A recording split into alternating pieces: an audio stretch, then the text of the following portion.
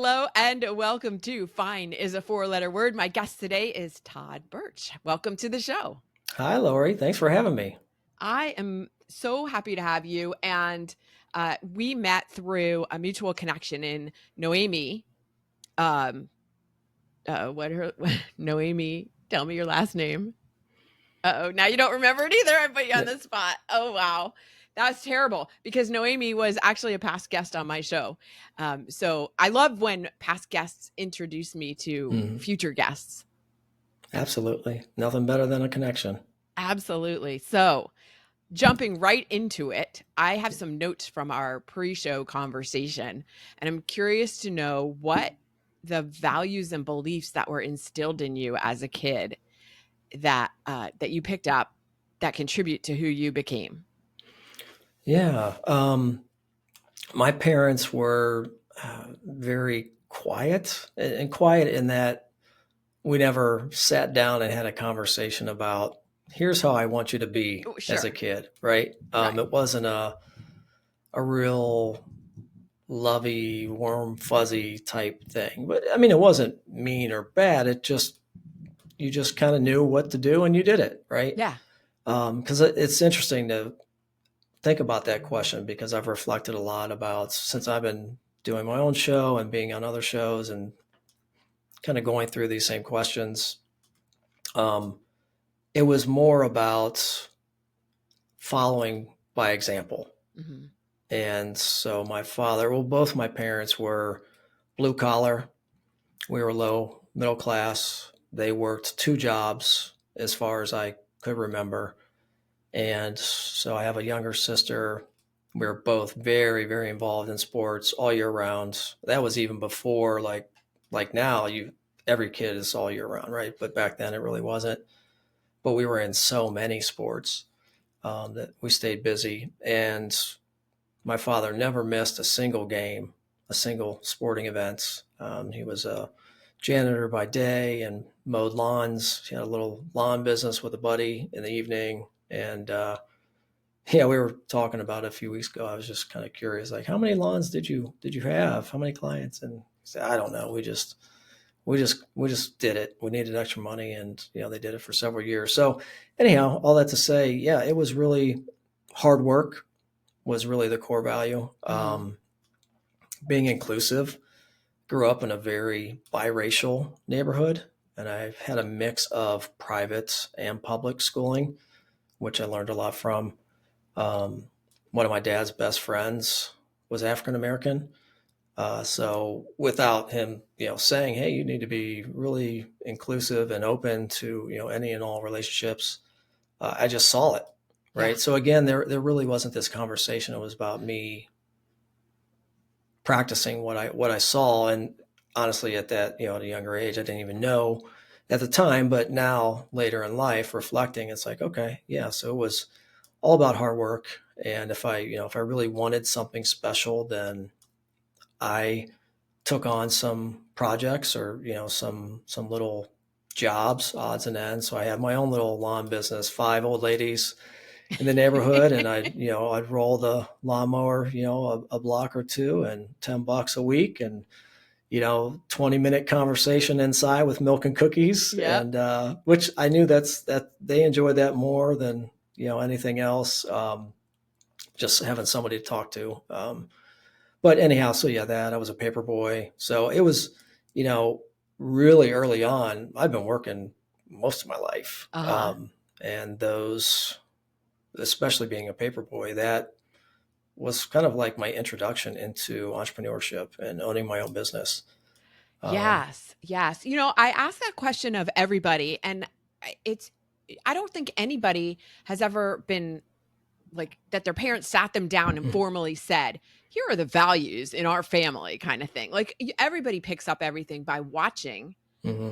And even if parents are kind of like, this is what we do in our family, and maybe and this, back when we were kids, this didn't really happen. It wasn't like family discussions around the dinner table about what what our family values and our family mission is. Mm-hmm. Right. Everybody learned stuff by just watching and that may have transferred what the parents wanted or what they didn't want. But, still to this day, what kids see is more important than what they hear. Right. The impression we make is powerful. And as a father, it's not lost on me. And it's easy to forget, that's why reflection is so great. And, I think, I'm 53. So growing up in the 70s, there wasn't really a feel good. Honestly, we had a dining room, but I don't think we ever ate there. It was always in the living room watching TV whenever anybody had time. So there really wasn't this, hey, let's sit down. And I had friends though that had that, and I kind of liked that. It was kind of neat. It was like, oh, this is what, like you picture, Americana and what it's supposed to be like with the apple pie and sitting down and everyone talking about their day. But no, that wasn't happening. We were just all just getting by and working hard, playing sports and doing our thing. So yeah. Well, so you were sitting in front of the TV. Did you have TV dinners? oh yeah, Salisbury steak, baby. That was the best, right? No, it wasn't. No, it wasn't. Well, it wasn't necessarily the best, but it was the most popular. It was spaghetti. And it was pretty good. It wasn't bad at the time. At the time, right? Yeah, it was a thing. So it was a thing. Really I like the macaroni and cheese too. Mm-hmm. Yeah, Stouffer's. Yeah, they made a mint in the 70s. That's right. Oh my gosh, that was memories, right? Right. Yeah. Absolutely. So as you grew up, did you work for somebody else along the way in your career, or were you always an entrepreneur? Oh, no. Yeah. I always worked for somebody. Yeah. So it wasn't until, I started my business, Evolve Marketing, a digital marketing company in 2009. So up until that point, I had worked for multiple companies trying to find my way, get experience. Been with some smaller ad agencies. I worked for an internet startup company, which was really fun, and I learned a lot. And then in 2009, like I said, I started my own business. So yeah, it happened over time for sure. Do you think, a lot of kids or a lot of people now are coming, like they just go straight into entrepreneurship as opposed to putting in some time working for somebody else. What's your viewpoint on like what you learn working for someone else versus let me just start my own thing straight out of the gate? That's a great question. And I have some younger, I'd call them friends, that maybe I mentor a little bit that maybe worked at one place or didn't at all, or maybe their father or their mother was an entrepreneur. And so they already had that kind of inbred or that experience. I don't know. It's, I think you can learn a lot by just going out there and doing. I think there's also something to be said about going out and getting some real world experience working for another company. I guess how that benefited me was I was able to see what I liked and what I didn't like about certain companies or certain managers and how they operated and how they led. And then I tried to bring all the best of what I saw, at least to me, infuse that into my business. And don't get me wrong, like I've 15 years, I've made a ton of mistakes, and that's how I've learned, to be better. But yeah, I think there's pros and cons to both. Yeah, I agree. I used to think that people were better off working for someone else to start with, but maybe that's just because that's what I felt was the best thing for me. So that doesn't make it necessary. And I didn't feel, I don't know, maybe I didn't have the confidence to start my own business right out of school. I needed to kind of build that confidence. I don't know about you. Oh yeah, absolutely. It took me a while. I actually never saw myself as being a business owner, and a lot of people don't. It comes out of a passion or a need or something happens in their life where they're like, okay, I need to do this, or I see a great opportunity or a gap in the market. So they create a product or take a service to market. My situation, I was doing the work. I had basically created a business for somebody else. It was a traditional ad agency, very successful, but wanted to get into the digital piece, which had been my focus for my whole career, web design development and all the digital marketing components. And I did that successfully for them for a few years. And it just got to a point where, I'm putting in so much time and effort, and maybe we don't align anymore. And just season in life, the timing was right for me, and I had a good support system. And I think that's key. I was actually, ironically, I was going through a divorce, and then I got, remarried right after I started my new business, but was engaged, and my wife now was a big supporter of it and said, "You just did this. Like, why don't you do it? Go for it." So having that person to be your support system, and be that affirmation that you can do it, I think is a huge benefit. And so, yeah, but like you, I did not have the confidence either. Yeah. I remember a mentor telling me, saying something to the effect of having faith in me or having belief in me enough until I could believe in myself, like until I grew my business enough or grew myself enough to believe in myself. Like they were holding that space for me. And it kind of sounds like what your wife was doing with you, is like pushing you, holding that space. Like, I believe in you, even if your full belief in yourself is not quite there yet. Right. Absolutely. And the one thing, it goes back to your first question, those core values that I learned.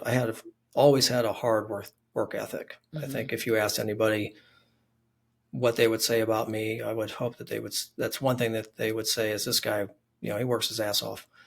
So I just knew that I could do it to some degree. Was it going to scale and grow into 10, 20, 30 people? I don't know, but I could do it on my own as quote unquote consultant, freelancer, whatever. So I could do the work, and I was good at what I was doing. So do you think hard work is the key to success?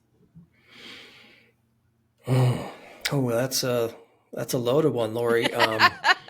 I've been talking a lot about success lately on my show and many conversations. That topic has come up.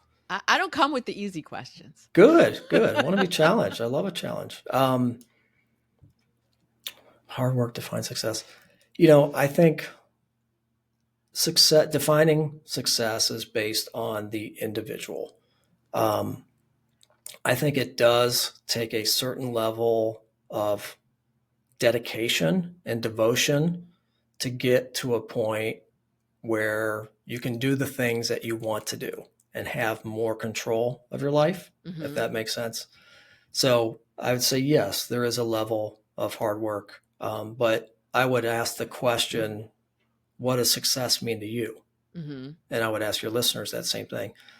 A lot of us strive, and it really depends on the season of life too. So depending on where you're at, if you're younger, you're starting a family, you just got a house, you just had a couple kids, like that season is rough, right? Especially just starting out. And I remember that. And I remember, my first marriage, and my wife at the time, she was a waitress in the evening. I was a janitor during the day, and we just tapped each other out, never saw each other. She worked evenings, I worked days, and you just did what you had to do to get by, right? So that season, it was just scrapping. So, how did I define success? It was putting food on the table and starting to build something, having a house and building a family. But, fast forward 20 years, and a lot of people then focus on salary or role or title or getting to that C-suite. And sometimes you can lose a big piece of what I feel like success is about, at least in my mind, is all about being fulfilled and being happy. And a lot of times when you focus on those more number-based attributes, you can get lost, and then you could have regret. So the last thing you want is to be, on your retirement, your last leg, right? And you look back and you say, oh shit, I didn't spend any time with my kids. Right. And what's the one thing you can't buy back? Right. Time. You can buy, you could have all these toys, gadgets, all these things, awards, accolades, role, salary. You can't buy back time. So defining success, yes, it takes hard work to get to a point where you can build some space and some freedom, right? Because you don't have that when you're just starting out or when you're finding your way. And it doesn't mean you have to be an entrepreneur or have your own business, which certainly that is one benefit of that, but it's more the control. So as you get into a really good business that prides themselves on a good work-life balance and personal growth and family first, those are the values that we instill in our business. And hopefully, that will lead to more success. So sorry, that was a long roundabout way, but no, I appreciate you sharing how you would define success. As you were talking about not being able to buy back time, it reminded me of a song that I don't really like this song, but it sticks in my head. Do you know what I'm about to say? Mm-hmm. Cats in the Cradle.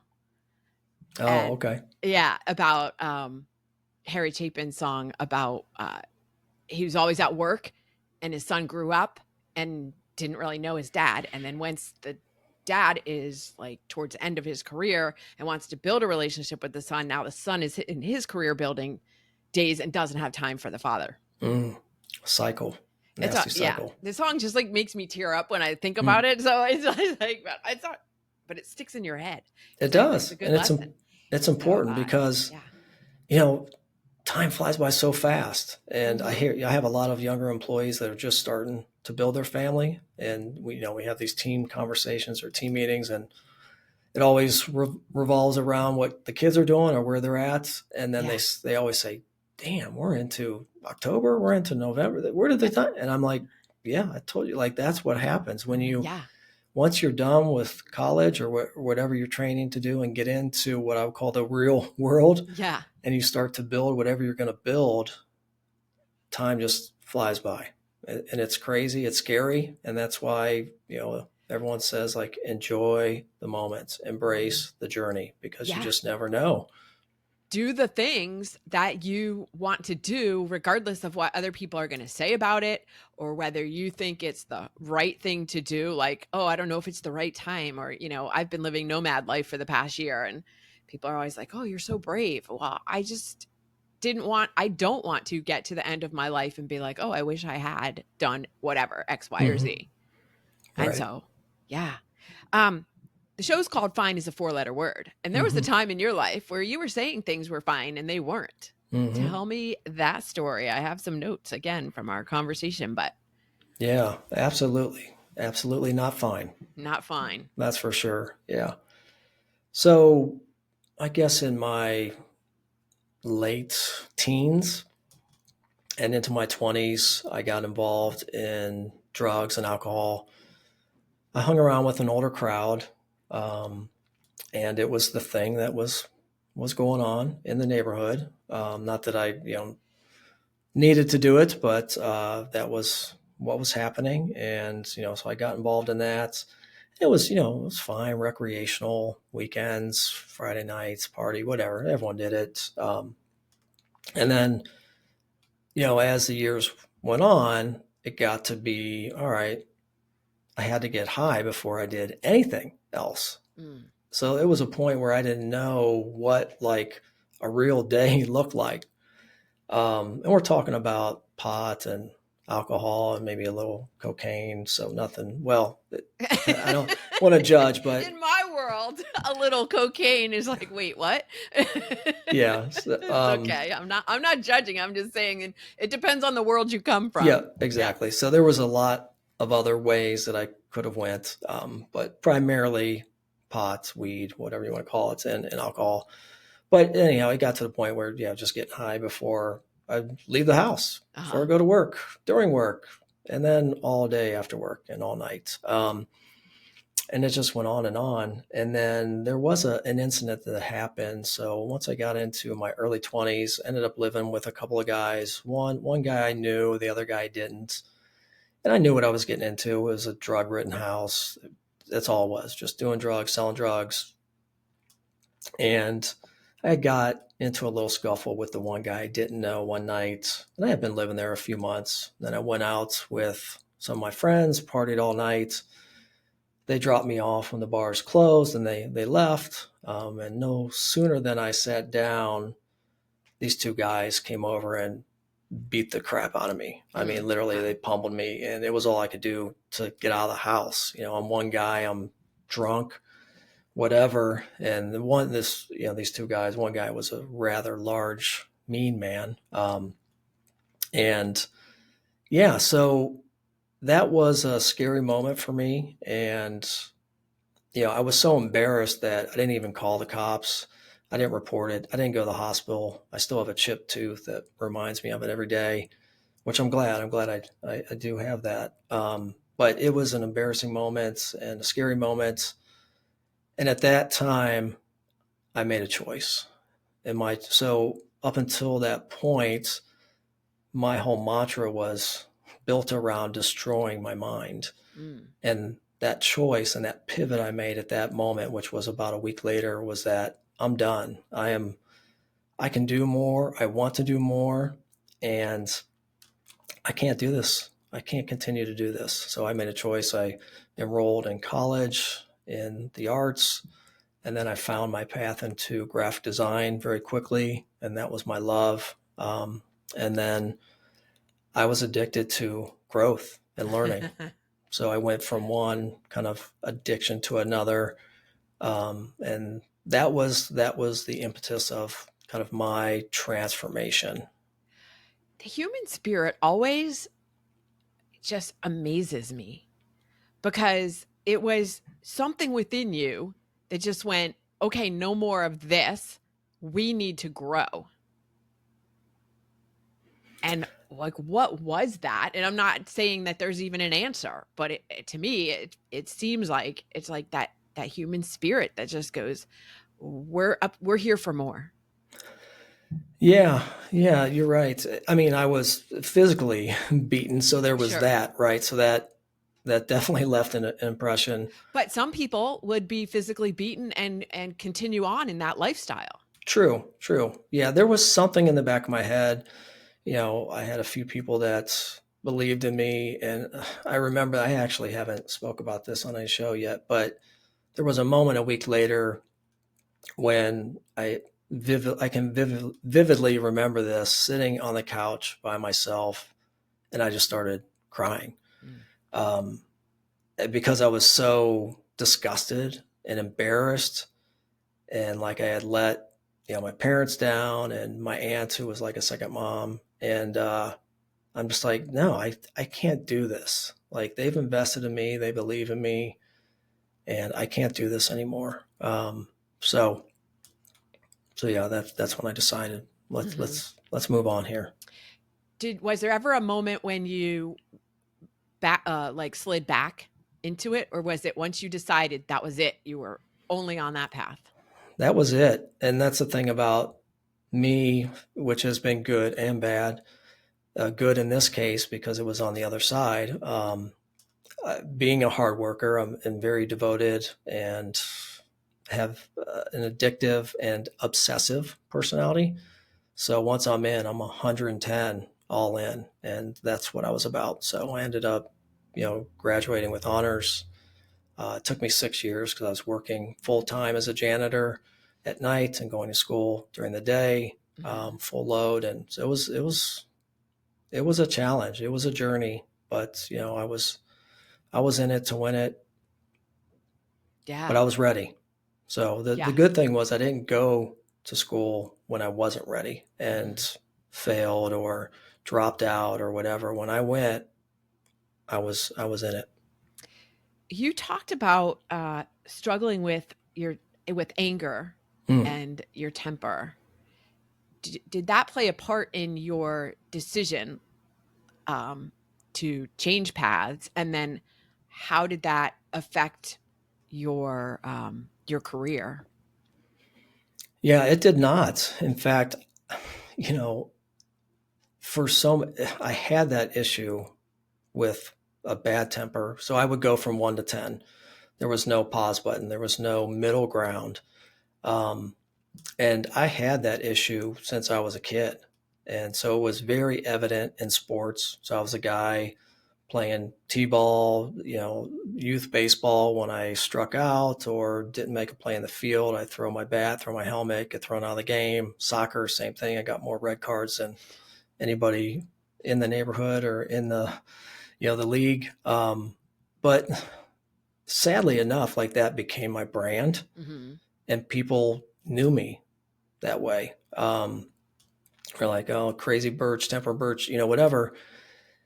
And so I just accepted it. And again, growing up in the 70s and then the 80s, nobody, I don't say they didn't care, but nobody sat me down. No, here I'm getting thrown out of games. I'm getting red cards. Like, can you imagine that this day and age? And, and my parents kept coming to the games, and they didn't appreciate it, but they kept supporting me. And so I wish somebody would have just recognized and said, man, I think you have some potential, but your temper is horrible. It is holding you back. So I really didn't know. So I just kept going on and on. So it really did not play any role in this transformation or this change. It certainly did hold me back some, and it's held me back, my whole life. And then once I finished school and started actually working, in my field of graphic design, I definitely had moments where, looking back now, I'm thinking, oh my God, like I would have fired this guy. I would have never even hired this guy, because I wanted to get to a management role. I wanted to take on more. I wanted to own more. And I couldn't understand why nobody would give me that opportunity. And very much like my whole path, I created it for myself. So before I started my own business, there was a role I was in where I helped build kind of that digital business for this agency. And I went to that owner and said, I think you need this. I basically sold him on the idea of me and building that. And he believed in me. And I'm grateful for the opportunity. And we did it. We did it together. And even then, I still had, that temper, and it did hold me back. And even into starting my own business, it held me back. So it wasn't until 2020 during COVID. Ask you, what was the turning point? And that was the turning point. So I turned 50 during COVID. Yay. That was fun. Sitting no around big parties for you. Sitting around the campfire by myself with probably a bottle of bourbon and some old rock and roll.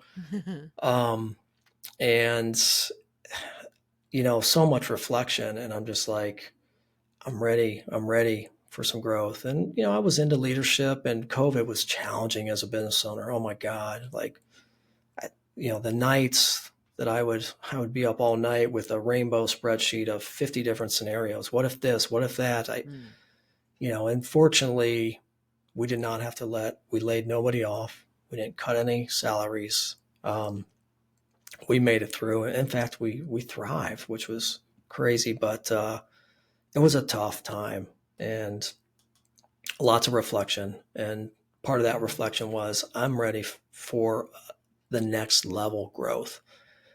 And I went on a gluten-free diet. My chiropractor recommended me going on gluten-free. I had a little back injury, and I did that. And that kind of gave me the connection between diet and health. And I saw the reward in that. And then I bought the Aura ring. I read an article in GQ about NBA owners during COVID buying this to detect early COVID symptoms. Oh, wow. Okay. And I had been doing a lot of research and reading on sleep. And I had really bad sleep as being a business owner, probably most people, and I'm like, okay, this is really important for me this isn't sustainable. I need to make some changes. So I bought that ring to track that. So those were kind of the two small tweaks that I made. And then someone reached out to me on LinkedIn. She saw a post of mine. Her name is Christine Hockman, and she is a high performance coach, executive coach. And we just hit it off, and I hired her. And she was it still is my high performance, I call her my life coach, but, and she took me through a program called Positive Intelligence. Yeah, I'm familiar. I've been through it too. And that's good, because honestly, you are the first person for years that I've mentioned that to that knows about the program. And I'm like, that is so crazy because that program is freaking amazing. Yes. It's a New York Times best-selling book. There's a program you can go through, but you need a coach that's certified to take you through it. Then there's an app, and I still do the PQ reps to this day. Yeah. 2-3 times a day. So I did the work and continue to do the work. But that program, it did it for me. It built a pause button for me, and it changed my life forever. I am a whole new person. I can't even explain it. Things just don't bother me. And I can go into any situation with an open mind. I call an empty cup, and find and see the gift and opportunity, regardless of how bad it is, and have this positive mindset. And that's really what it's all about, is shifting from a negative to a positive. 100%. When you are able to do that, and that's what I teach in my workshops to my business leaders and their teams, and to my entrepreneurial clients, like, how do you maintain that balance, that groundedness, no matter what's happening around you? Because it's not about what's happening around you. It's about what's happening inside you. And how are you responding to what happens around you? Yeah. And I love that you're teaching that to entrepreneurs. I feel like that should be a prerequisite to starting a business, really, because I wish I would have known that. And here's the thing, because every day, especially when you're starting off and you're smaller, every day is a fire. There's going to be something. And it took me a while because I was all about the end results, and I didn't understand about this whole embrace the journey thing. Yeah. And I'm like, okay, so I'm going to get HR figured out, and I'm going to get, the financial piece figured out, and sales and marketing, these pillars of business. I'm going to get to a point where I can check it off. Mm-hmm. And you're 10 years in, I'm like, damn, every single day there's something new. And the more people you have, the more clients you have, the more challenges you're going to have. And it just became like, I can't even deal with this. But going through positive intelligence and finding the gift and opportunity, I just spin it on the end. I'm like, bring it on. This is a learning opportunity. And now I can pass it on to, some leadership team members I have, and for them to learn from it and to take on that mindset that I wish I would have done earlier. Right. Right. Less stress and better results. Right. And the better results come because you're less stressed, so you can think more clearly. So you can be more creative and more innovative and make better decisions. There it is, man. That is the winning recipe. Yes. Yep. So positive intelligence. I'm so glad, Lori, that you've heard of it and been through it. I incorporate some of it into my workshops. It's not 100% based on it. But are you a certified? I'm not certified. Okay. But I have been through the coaching. Like, I learned how to be a coach of it, but I didn't actually get certified in it. Gotcha. Okay. Yeah. That's awesome. So good. Yeah. And it changes. So once, Wayne Dyer had that quote of, when you change the way you look at things, the things you look at change. Yeah, absolutely.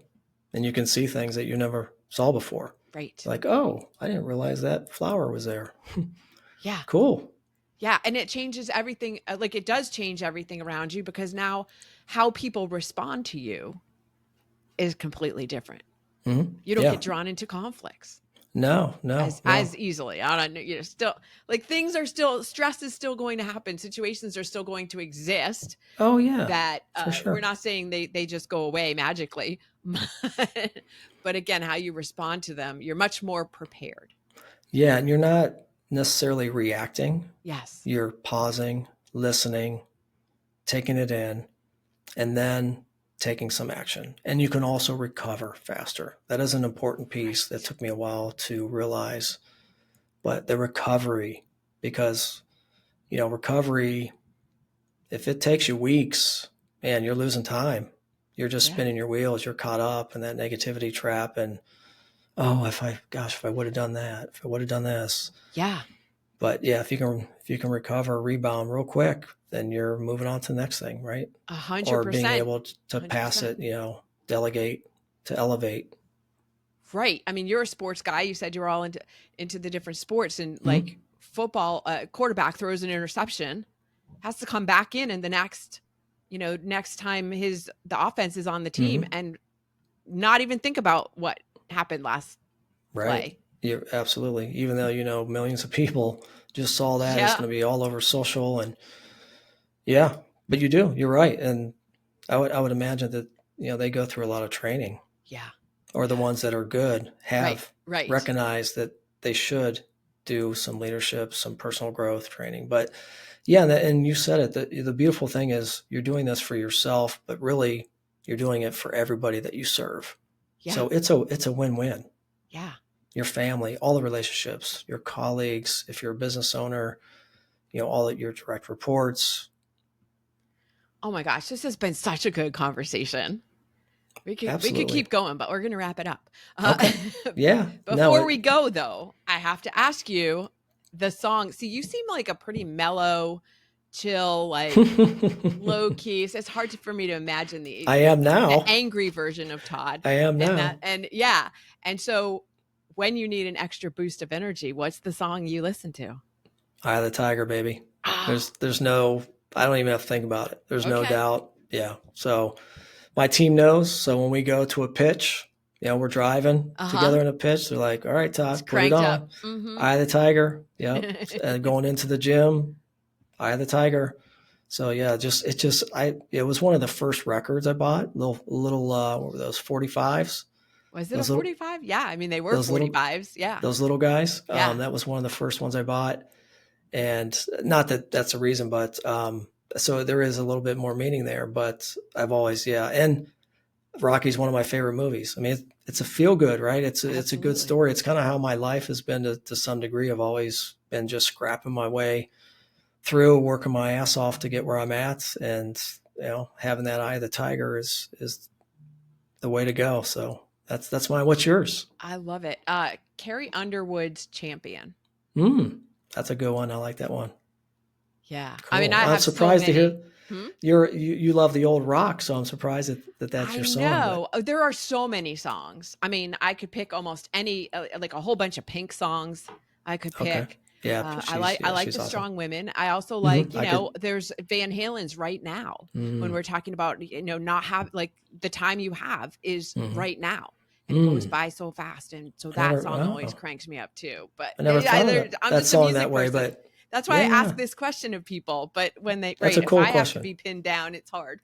Right. I'm sorry. Yeah. No, I just good. So, all right. If someone wants to continue a conversation with you, where's the best place for them to find you? You can find me anywhere on the internets. toddbertsch.com, and my last name is Bertsch. Or any of the social medias. I'm on all those. So you can find me there. I'm pretty active on all those. So, or, just hit me on my website. But yeah, would love to hear, from your audience. I have a podcast, the Bolt podcast. You can find me on all the podcast apps, Apple, Spotify, what have you. So just look up the Bolt podcast and any of those places. I will put links to all of that in the show notes to make it really easy for people. Thank you. Appreciate that. Well, again, thank you so much for joining me today on Fine is a 4-letter word. Thanks, Lori. And you know what? I am fine right now, but it didn't come without fine. It didn't come without doing the work. Fine, fantastic. Yes. See, I read your website. Okay. Take care. Awesome. Thanks, Lori. Have a great day.